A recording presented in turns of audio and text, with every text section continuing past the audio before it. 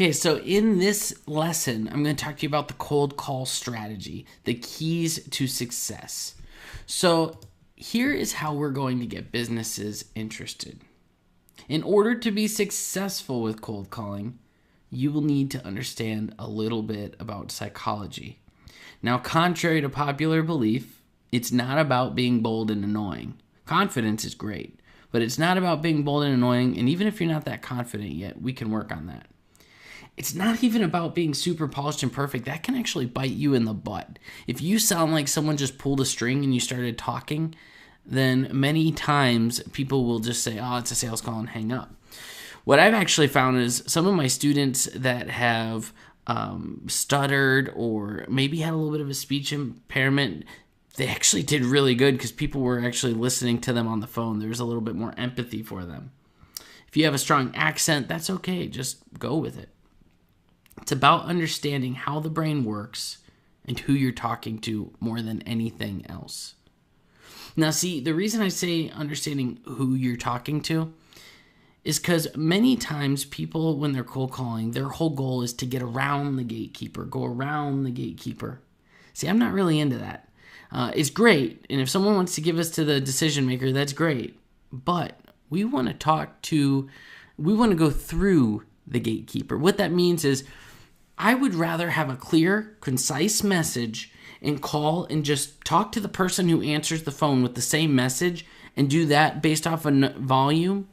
And then over time, what's going to happen is you're going to get callbacks, and some people right away are going to be interested. It's way better than trying to finagle yourself around the gatekeeper. Just go through, make them your friend, give them your respect. Because here's the thing, a gatekeeper, they get spat on all day. People are going up to them, hey, do this, do that, I need you to do this. You know, they're just getting barked orders. So when you talk to them on the phone and you treat them with respect, then they'll respect what you're saying. So let's talk about how we can get businesses interested. If you cannot stimulate what's called the reptilian brain, which we're going to go through, you are going to struggle to set appointments. So if you look at this picture of the brain here, you got these three stages. The reptilian brain, well, some people call it limbic brain, I call it the mammal brain, and then the neocortex.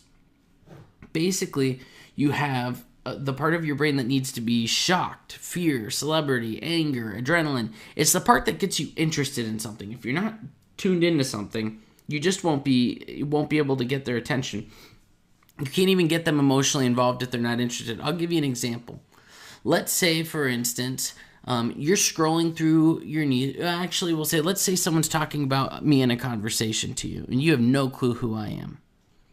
And they're just telling you about, a story about what they did with Ross and blah, blah. You might not be that interested, but if you found out all of a sudden that Ross has this, or Ross did that, or Ross did something, you'd be like, wait, what did they do? Who is it?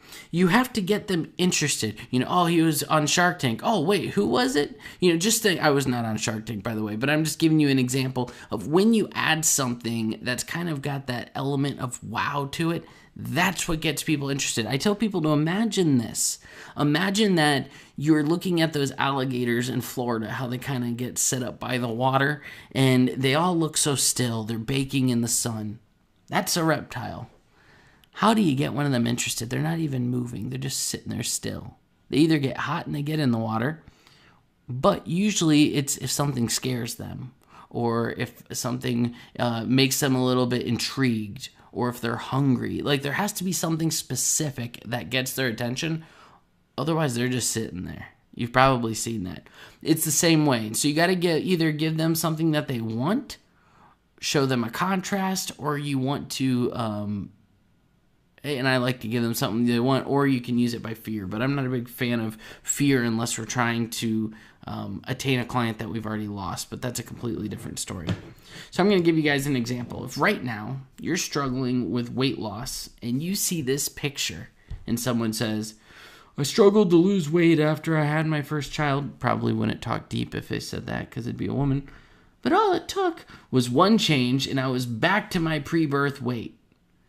You're then thinking, well, what did you do? You see this contrast. You see the thin person. You see the person who is not thin.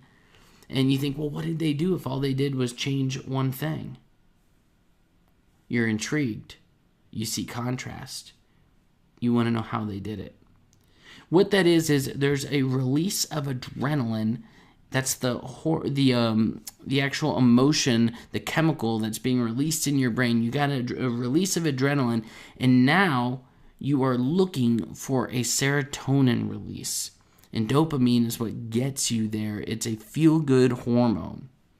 And people don't realize it, but it's the same thing when you cold call. It's the same thing when you do in advertisements. That's how advertisers win, but it's the same thing in cold calling.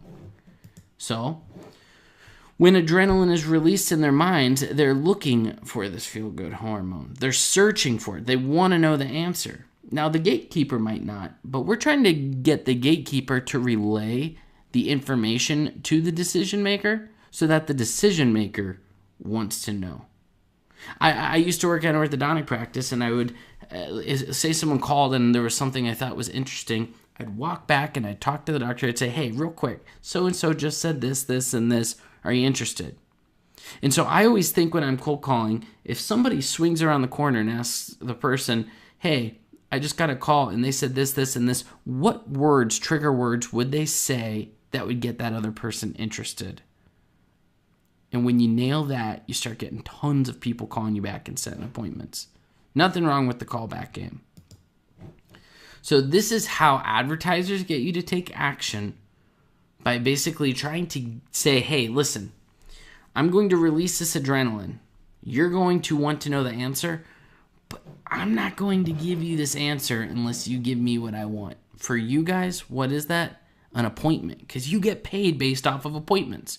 So you want to release the adrenaline and say, hey, if you're interested in this, I'll give you more information in this appointment. They're going to try to ask, well, how do you do this? What do you blah, blah, blah? And that's when you can just say, listen, I'm actually just the secretary. I'm not the best person to talk to about that. I was just asked to give you guys a call, make it seem personal, to see if we could set something up to have a discussion about this. I'd love to just set up an appointment so you can talk with someone more qualified to speak about this. That's the best way to do it. If you can get them to set an appointment by using trigger words, you guys are going to make a lot of money. So make sure you use the trigger words. So I'm going to teach you these trigger words and how to come up with them in this next lesson called Scripts for Success.